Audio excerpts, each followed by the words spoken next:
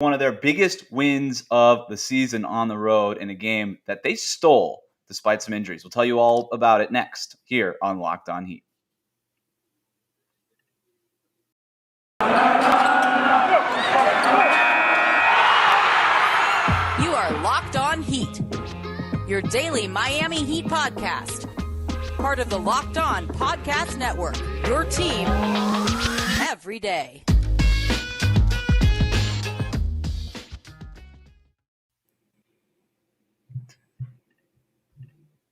All right, it is a live edition of Locked On Heat, your daily podcast covering all things Miami. I'm Wes Goldberg here with David Ramil.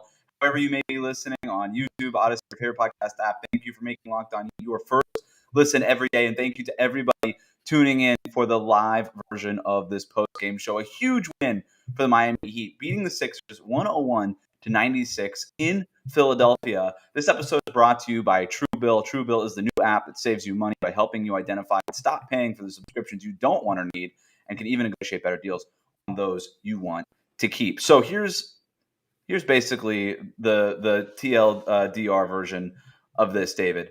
The Heat were down basically everybody. No Jimmy Butler. Right. Bam Adebayo.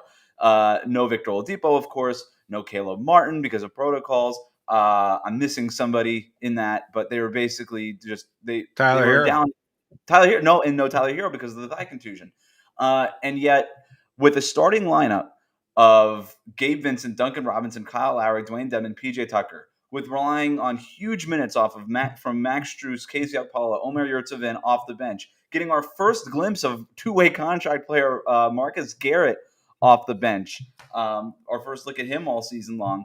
The Heat go into Philadelphia, beat a Sixers team that, they're without Ben Simmons, but they have Joel Embiid. They've got Tyrese Maxey playing at a high level. They've got Seth Curry playing at a high level. They've got Tybal, who just is a few days away from shutting down Steph Curry, of all people. Tobias Harris had a big game in this game. They've got their bench that's deep, again, despite the Ben Simmons absence. But other than that, they're healthy. And Philadelphia is not a team that has been healthy for most of this season. And they were healthy in this game.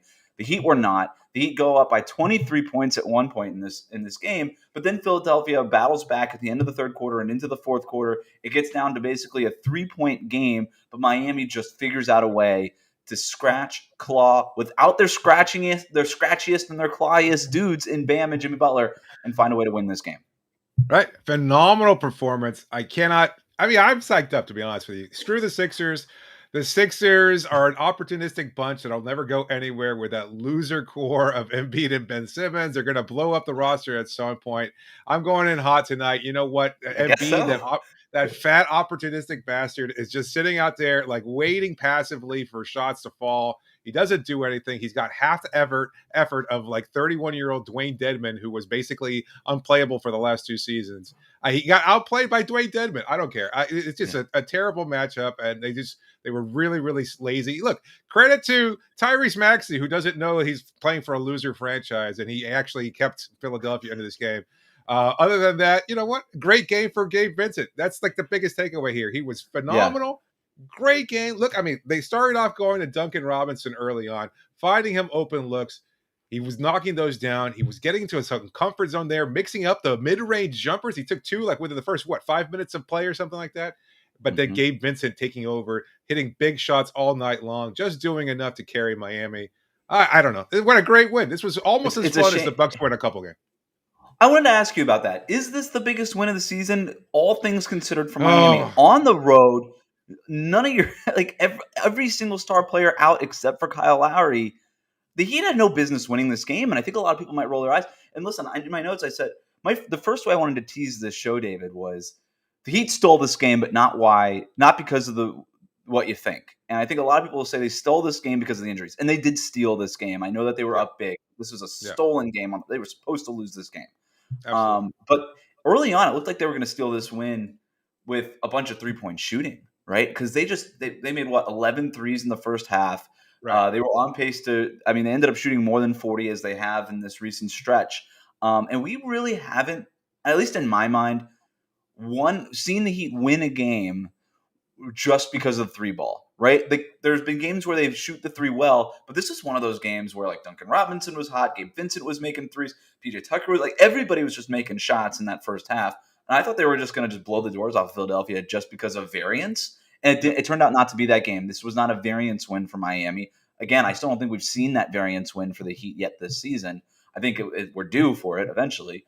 But this was a game where the Heat won like they have kind of all season long, just being gritty at the end and executing well in crunch time in a way that their opponent couldn't. Good point. And look, I will give some credit to Philadelphia for clawing their way back, because that lead was 23 points. And to what you said earlier, Yeah. I thought they were walking away with this completely. I thought they were just going to blow the doors open and there was no chance for Philadelphia to come back. But they had to rest Kyle Lowry. They put too many Marcus Garris minutes for my liking. I love his defense, but offensively, he's as good. He's as bad offensively as he is good defensively, which is not great. He was a -4 in 8 minutes. That's hard to do. He can't run the offense. You're running the offense through Gabe Vincent. You had Max Strus, who was really being victimized defensively. And all of a sudden, the Philadelphia 76ers were able to, again, get big shot after big shot. That's when Embiid finally lit up for a brief moment there. Maxey had his opportunities as well. As far as whether or not Miami stole this win or anything, yeah, they stole it, but they played the way they're supposed to. Like you said, this was their brand of basketball. Gritting it out, next man up, they could possibly be in that locker room right now because they had these great opportunities. They are a locker room that loves when somebody else steps up and gets these moments. First it was Duncan, then it was KZ Opala having a huge block on Joel Embiid early on. Then Gabe Vincent being big game Gabe, just as he has all season long. They're so happy for that guy because despite what the Sixers broadcasters were saying about Gabe Vincent being a guy who's trying to, claw his way onto a roster, he's earned it. He's at this level. This is his third year with Miami now, and he's finally having those big moments. And I couldn't be happier for him because I've been singing his praises all season long, and he's finally been, I think, showing the rest of the Heat fans what he could possibly do, not just defensively, giving great and constant effort, but finding that shooting stroke that we were told when he was brought to the team that he was a shooter. Now we're finally starting to see it in bunches. I want to do a deep dive into Gabe Vincent in a little bit here, but before we get to that, just a kind of recap of what I thought was a swing moment in the game. You go into halftime up 58-49. Duncan Robinson, Gabe Vincent combined for 32 points in that first half. Both of them were, again, totaled 8 for 13 on threes. Really the reason why Miami was able to kind of build a cushion in that first half anyway.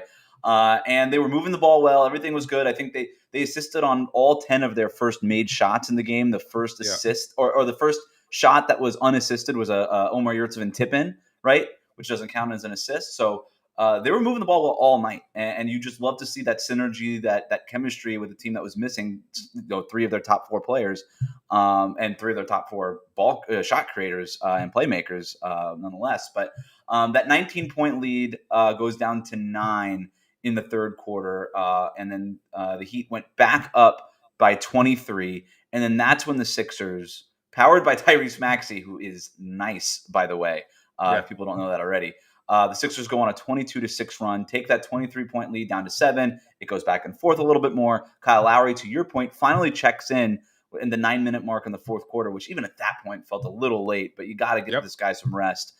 It's a 4-point lead for Miami with 3:59 left. That was the smallest lead that they had in the second half. Eventually, the Sixers get it back down, tie the game on a Tobias Harris 3 with 1:18 left. That was really tough. Just before that, Kyle Lowry split his free throws. It would have just been the Heat would have maintained their lead. Instead, it's tied. I almost thought this thing was going to overtime because Miami just couldn't get a basket. Lowry misses a 3 on the other end, and here was the game-winning play. Dedmon gets the tip. Right, tips it out to Gabe Vincent. Gabe Vincent is actually credited with the offensive rebound. It's kind of a funny play-by-play box score thing here. Right. Gabe Vincent is credited with the offensive rebound because Dedmon never had possession of it, and the go-ahead three-pointer to give the Heat the lead with 39.2 seconds left. Heat win the game. Unbelievable. And a shame that Gabe Vincent's 3 didn't count. That falling away 3 from 40 feet out because he stepped on the line. They ruled it no going back.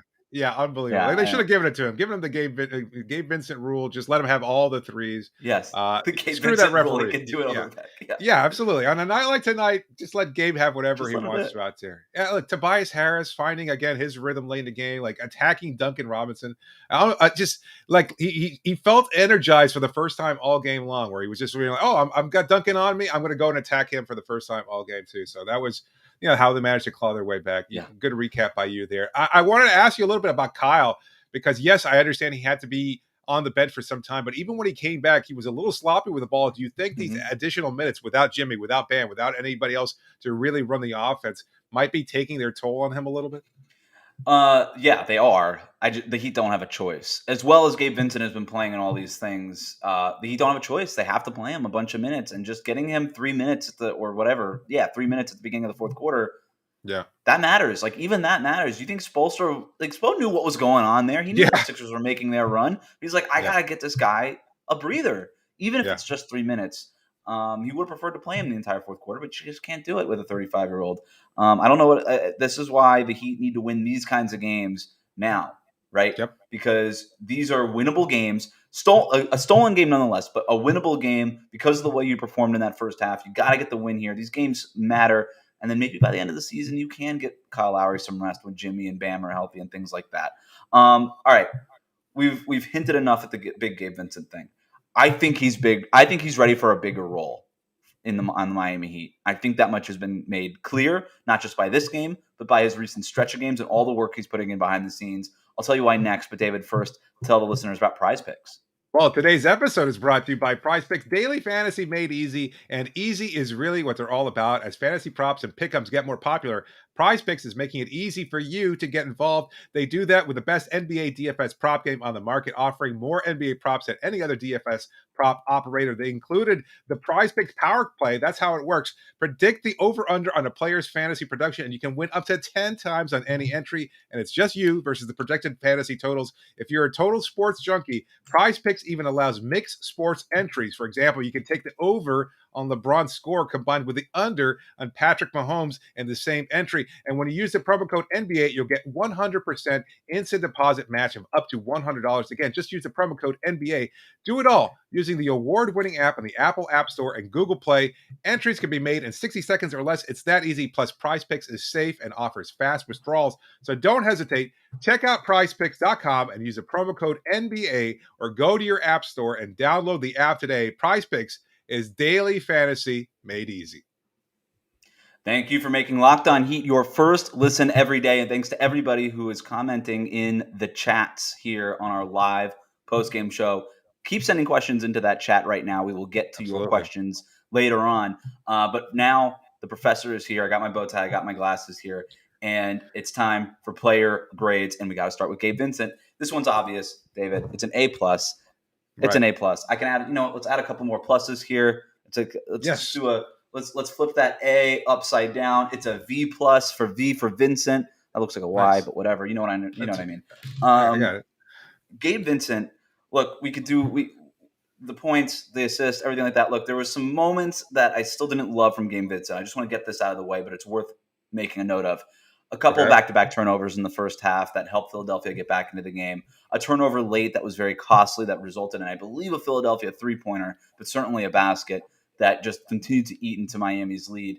That stuff he needs to expunge from his game is these costly, bad timing turnovers. He ended up with 5 turnovers tonight. Kyle Lowry had 6 turnovers. That's a whole other thing. I don't really want to do a Kyle Lowry thing right now. I want to hang on Gabe Vincent. Focus on Gabe, Yeah, but 5 out of 16 turnovers is not the ratio you want, even from a point guard who's basically playing off guard for a lot of the game. All right, that out of the way. That's the one negative thing here. Gabe Vincent, 26 points, 8 for 16 shooting, 7 for 12 from three-point range, 3 assists, 2 rebounds, a team high, plus 21. He was the best player on the floor for Miami tonight. He has been one of their best players on the floor for the last several games for the Heat. I know that he's getting a lot of playing time. He's in this starting lineup because of the injuries. I'm not arguing that Kyle Lowry needs to be a starter. I am arguing that right now, based on what we've seen, we know the defense is there, right? Yeah. The defense has always been there with him. It's always been a matter of, does that three-point shot come around? And now he's making those half-court falling away over and back Gabe Vincent threes. He's making the big shots when it matters. He's doing it from the corners. He's doing it from above the break. He's doing it from the top of the key. He's got a nice little mid-range game. He's diving for loose balls. He's got all that hustle stuff that Miami Heat coaches love. I think the Heat have clearly found their backup point guard. And Tyler Hero is the 6th man. Gabe Vincent is the 7th man now, in my mind. And that's even with Caleb Martin. I don't know. Caleb Martin's been great too. But Gabe Vincent deserves regular minutes every single night when this team is fully healthy.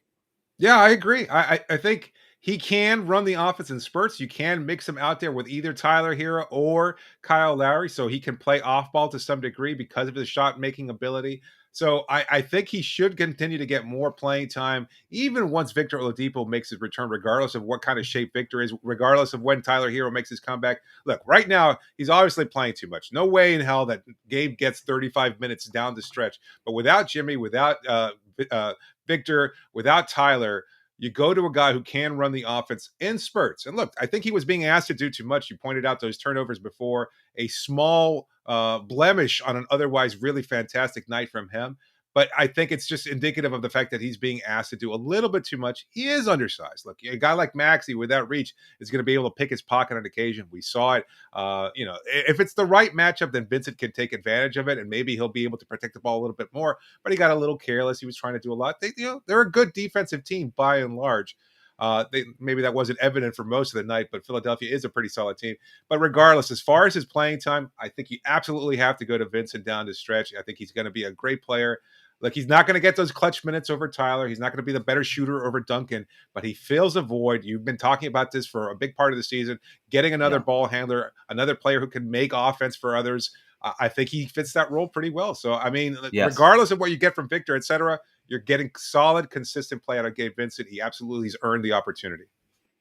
Carlo Emanuel writes, Gabe has those Fred VanVleet vibes. I like that as a comp. I don't mind that as a comp. We know what he can do defensively. He's a little short in stature, but makes up for it for the way he plays, with the physical nature with which he plays. And he's got heart. Is an efficient. He's got heart, and he kind of scores in an efficient manner, right? He's going to get to the basket. He's going to make threes. He's not going to mess around in the mid range a whole lot. You know, you'll see Gabe Vincent take a mid range jumper here and there, but most of his stuff is at the rim or at the 3-point line. So I like that as a comp. Keep sending those comments in here on the live post game show. This has now made it so that even a name like John Wall, if that became available, is not something I'm very interested in for Miami. I think if you're going to use that open roster spot, you're better off allocating that to another wing. I still think even with Victor Oladipo coming back, you can never have enough wings in the league. I still think they're one more long, veteran, kind of savvy wing short, even when you end up promoting Caleb Martin to the 15-man roster. I think there might need to be a way to go ahead and find another perimeter guy, but right now, I just with the way that everybody's playing. I mean, that's the thing. It's like maybe it could. Maybe it could. I don't know. I like the idea of getting a veteran one, but I get you. I think at this point he's been through enough between the bubble, between his on and off experiences, between the fact that he has just been able to slowly toil away there.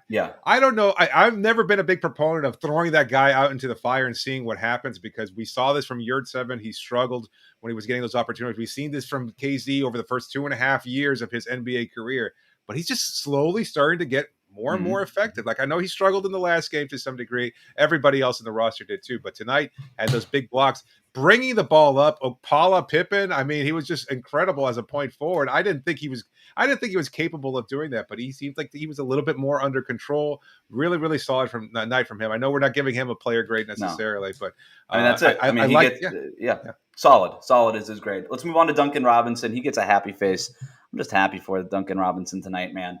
Obviously, that's terrifying, he was doing, Wes. That's not happy. That was not. Right? That was like Cheshire Cat looking. I don't know. I'm sorry. He's not happy. That's the whole thing. Yeah, I don't know what that is. That's not a happy spot. Yeah, that's okay. Duncan Robinson, 21 points, 6 for 16 from the field, 4 for 11 from 3-point range. I know the shot didn't go in the second half. I don't care. Let's not get greedy right now with Duncan Robinson. It was going in the first half. Big reason why Miami had that cushion early on that they needed to win this game. Obviously, Duncan Robinson. Here's why he's the smiley face. He can hang his head, or he can hang his head high, hold his head high after this game because of the threes. What he did defensively in this game, David, when he came back in the fourth, incredible. Comes back in the fourth. He gets a block and then a strip that led to back-to-back possessions. A block on one possession and then a strip on the other one that led to back-to-back PJ Tucker threes from the corner that put the Heat up 9 points midway through that fourth. Those are some of those big plays that you need in the middle in a back and forth game, which it was in that second half. That's what you need. Duncan Robinson gave it to you. For everybody saying he needs to add stuff to his game, he took 2 mid-range shots in that first half. Now, one of them was sort of a wonky offensive rebound. Let's just put it up really quick. But whatever. He took like 2 mid-range shots the entire season up until tonight. That's not really the reason why I'm giving him a happy face. I just thought he just did it everywhere. He's doing stuff defensively. He's driving to the hoop regularly, attacking closeouts. He's got that 3-ball going. That was Duncan Robinson the way we need to see him.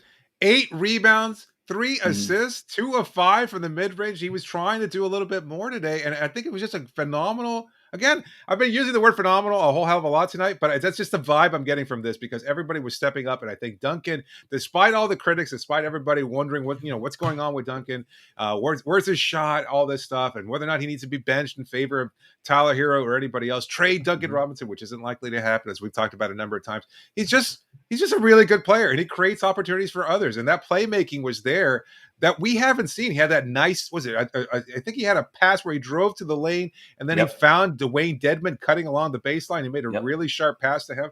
That's playmaking that we haven't seen. He's just continuing to expand his game. And we always knew he had the potential. Spo has always talked about it to us when we've asked him about it before. He likes the versatility. He likes what Duncan can do. And as we pointed out also, Duncan's brought in there to shoot. That's his forte. That's his strength. You rely on that, but it's nice that he's able to find his spots a little bit more carefully now. He was setting things up offensively. And to your point, I think Strus was getting roasted defensively in that fourth quarter, a big part of where they were able to cut the game. Well, I think they were able to tie it up at that point. And then once they brought Duncan back in there, it seemed like all of a sudden making good plays again defensively. I think he was the difference maker there. I think he was completely feeling his confidence compared to where he was 3 weeks ago, where everybody was questioning the body language and he looked lost out there, etc.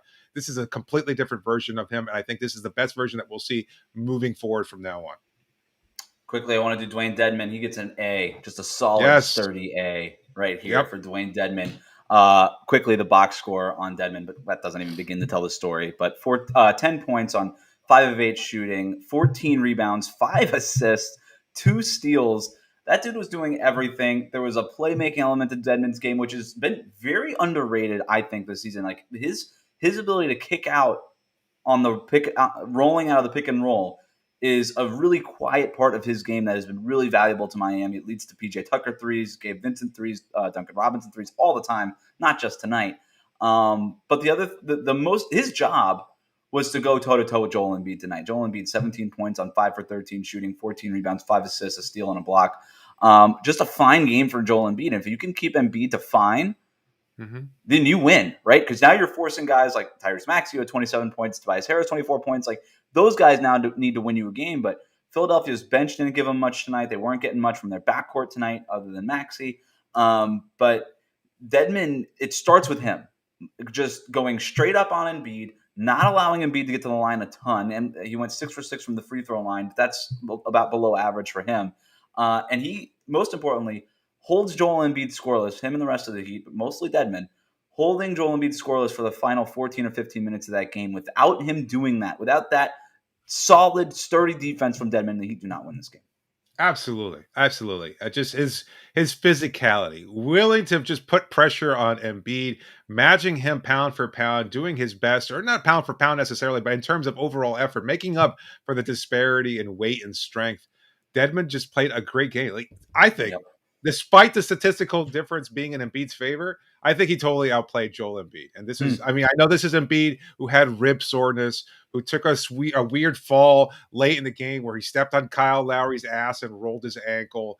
Somehow, I think Dedmon still wound up outplaying him, matching him rebound for rebound, having the same number of assists, just shy of his scoring total there. Great game from Dedmon. I am continuously impressed by what a turnaround we've seen from Dwayne Deadman. Miami's ability to find these guys off the so-called scrap heap. Again, this is a guy who was basically sitting in between Atlanta and Sacramento and just not playing at all. And he winds up coming back and being an impactful player after a year with Miami. Just a great move from the Heat. And he's continued to grow and improve and become a better playmaker, even in Bam's absence. So I've mentioned Tyrese Maxey's name a couple of times here. The Heat actually had an opportunity to draft Tyrese Maxey in the Precious Achiuwa draft. I want to talk about what that could have done for Miami and maybe change some things, change the complete future, the path of this Heat team next. But first, David, tell the listeners about Truebill. Oh, Truebill. I love it. Do you know why free trials renew without your consent, Wes? because it's a business scam out to get you. Don't let greedy corporations pocket your money. Download the Truebill app to take control of your subscriptions. Truebill is the new app that helps you identify and stop paying for subscriptions you don't need, want, or simply forgot about, like The Athletic or something else like that. On average, people save up to $720 a year with Truebill because companies make subscriptions hard to cancel. Truebill makes it incredibly simple. Just link your accounts, and Truebill will cancel your unwanted subscriptions in one tap. They save you so much money. They've had over 2 million users, and it's helped save them over $100 million. You could be next. Don't fall for subscription scams. Start canceling today at truebill.com/LockedOnNBA. It could save you thousands a year. Go to truebill.com/LockedOnNBA. Again, that's truebill.com/LockedOnNBA. Speaking of subscriptions, by the way, David, just subscribe to wesgoldberg.substack.com. That's free. You don't have to worry about that. Even if you forget about it, you never have to worry about getting charged for it. All right. Thanks to everybody who has left comments in the live chat here on our live post-game show. We really do appreciate it. Let's get to a question here and let's go ahead and find it, which is great radio. Here it is. Teru writes in, imagine if we had drafted Tyrese Maxey over Precious Achiuwa. Well, let's go ahead and do that, David. Let's imagine it. How would things have been different? I've seen this comment kind of all over the place this season because Maxey's had a great year for Philly. I don't know. Like, if hypothetically the Heat draft Maxey, and all the reports out of Philadelphia, even when Maxey was a rookie, he wasn't doing this, but everything from the beat guys, everything that everybody reporting on Philadelphia said, they love this guy. They love this guy, and they believe he's going to be a star. They were not including him in Ben Simmons trade packages. They were not going to do any of that as part of a deal. They're all in on this guy, and I think for the most part, they saw this coming. So reason would lead you to believe that the Heat would have seen that too if they drafted him and he were a rookie on this team. And so maybe they don't make the Kyle Lowry deal. That's kind of where I'm going with this. Do you think that would have been the case, or do you just say, hey, Jimmy Butler is this amount of years old, we have an opportunity to go get PJ Tucker and be really kind of lean into being a veteran team here. Let's go ahead and just move Maxey for Kyle Lowry, or would he have been more Tyler Hero, sort of untouchable, than was Precious Achiuwa and just sort of a throw-in and a sign-and trade? That's a really good question. So, I mean, are you wondering whether or not if they had drafted Maxey, they would have bothered to even try to acquire Lowry? Because I think Lowry wanted to be a Heat player for so long, and obviously he's been on Miami's radar for years. My feeling is that they probably would have continued anyway, and that might have been one of the bigger what ifs in NBA history there. Because if they had just managed to keep Tyrese Maxey, let's say he wouldn't have developed in the same way, because I don't think he would have gotten the same opportunities last year. They would have continued going to Goran, even though he was a step slower, even though he was older and injured, etc. I don't know that he would necessarily have gotten the chances that Maxey did last season with Philadelphia. But overall, I think they would still probably have tried to acquire Lowry anyway, and then maybe you flip Hero or somebody else for maybe a proven guard. Maybe with Maxey already in the fold, then you can go after, say, a Bradley Beal. That's maybe your target. Then you kind of move on. And look, we know that with Pat and the front office, there's always a plan B through Z. So I think that's probably where they would have gone. At least that's my feeling. I love Maxey. I know you're sort of spitballing right here, but I agree with you. This sort of was just sprung on us, which is sort of the spirit of the segment. But I do wonder if you have Maxey, do you just avoid the sign and trade route altogether and just try to sign Lowry outright into cap space and sort of forgo some of these other moves that you were able to make? Do you let Duncan Robinson walk? Do you just, not go after a guy like PJ Tucker as cheap as he was relative to what I think the market thought he would be going for? I don't know. But ultimately, I don't think it really matters long-term. People who would have rather have had Tyrese Maxey over Precious Achiuwa. Maxey's by far the better player than Achiuwa, and I think we could pretty clearly say that already. But I don't know. I don't know if the way that Gabe Vincent is playing off the bench, all this stuff, what Maxey's doing this as a starter in Philadelphia. Got to give credit to the Sixers coaching staff and all those things too. And you've obviously got Tyler Hero kind of dominating that 6-man role. So I don't know. It'd be interesting. Adam, hey, what's up, Adam? Adam Borai writes in, Doc has to be on the hot seat soon. Do you think so? No, I don't. I mean, no. I think it makes sense, but I think they go out of their way to bring in Doc. He's their guy now. they're going to be tested in the playoffs, and the Ben Simmons things has thrown everything off kilter for the Sixers. So I don't think that's necessarily the issue there. But anyway, good question comes in from Carlo Manuel. Did you see this one here? Yeah. Yep. Are Dave you and Wes, are satisfied? you satisfied with how Yurt played tonight? What do you think he needs to improve on? What do you think? Satisfied might be overstating a little bit. I think it's just more polish, more aggression overall. But he had moments there as a help side defender. That length is great. I think he's shown some improvement. So I think, I'm liking. We said he needed to be more aggressive, and then he comes out in this game, tries to go up hard for a dunk, falls on his backside, starts holding his back in pain. I texted you, and I was like, "So much for being more aggressive." I guess that's what happened. Maybe not, not that aggressive here. Not that. But aggressive. as I pointed out to you, though, that was just seconds after he'd taken a reverse layup for absolutely no reason whatsoever. It's like, you're 7 feet tall. That's true. You shouldn't be taking that. No. Satisfied? I don't know. I thought he gave them solid minutes. What was his plus minus tonight? I mean, he wasn't like a huge negative for them. He was a -3. Not the end of the world. I mean, Strus was a -16. Garrett was a -4. Other than Akpala, the entire bench was sort of a negative for Miami. It wasn't the best performance. I think what he needs to work on is, again, that just being strong at the NBA level. We know he's big. We know that there are shades of that 3-point shot, all that stuff that we saw in Summer League, all that great stuff. But he needs to just be big. 3 rebounds tonight. He did have 4 assists, which was kind of nice.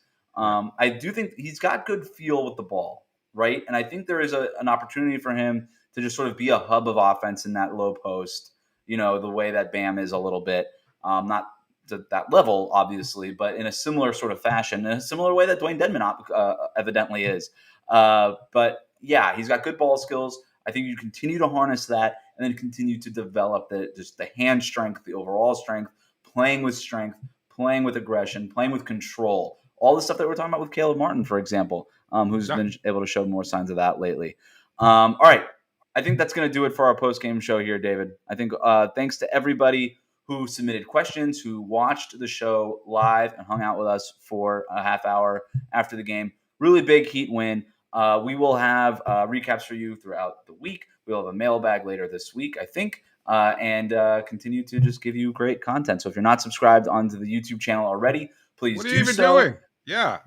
Yeah. I mean, you're watching this on YouTube. And if you're listening to the audio version of this, thank you. Continue to download the podcast. But you could have, hung out with us live in person. So we'll be doing these probably once a week, David, these live post-game shows, if you're not already familiar with them. So just make sure to follow us on Twitter at Locked On Heat, Instagram at Locked On Heat, all that. Follow me at WC Goldberg, David D. Ramil 13 on Twitter. We'll keep you notified for when we're doing these. And of course, we'll tell you on the podcast when we're going to plan to do them too. So thanks to everybody who came on through. Thanks to everybody for listening. Now make your second listen of the day Locked On Bets, your daily one-stop shop for all of your gambling needs. David, thanks for joining me. Wrap it up, B? I think that's how it goes. Yeah.